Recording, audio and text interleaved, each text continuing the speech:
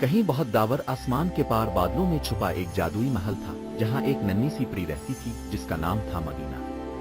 وہ صرف 5 سال کی تھی مگر اس کا دل بہت بڑا اور نیت بہت صاف تھی۔ ایک دن آسمان کے بادشاہ نے اسے زمین پر بھیجا تاکہ وہ انسانوں کو محبت، سچائی اور رحم دلی کا سبق سکھا سکے۔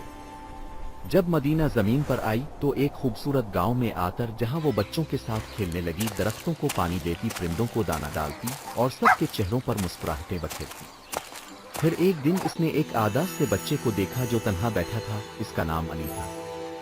جب مدینہ نے وجہ پوچھی تو علی نے کہا کہ اس کے پاس نہ کھلونے ہیں نہ دوست۔ مدینہ نے نرمی سے مسکرا کر اپنا جادوئی ستارہ نکالا اور پلک جھپکتے ہی علی کے ارد گرد رنگ برنگے کھلونے، بچے اور قہقہے چھا گئے۔ علی اب خوش تھا اور اسے اپنی سب سے خاص دوست مل گئی تھی، مدینہ۔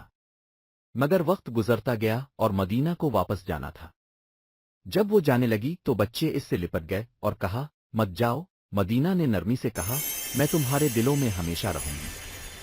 جب بھی تم سچ بولو گے، کسی کی مدد کرو گے یا کسی کو ہنسا آگے، میں وہیں ہوں گی تمہارے آس پاس۔ اور پھر وہ آسمان کی طرف الفا گئی ایک چمکتے ستارے کے ساتھ۔ مگر اس کی کہانی، اس کی روشنی اور اس کا آج بھی زندہ ہے۔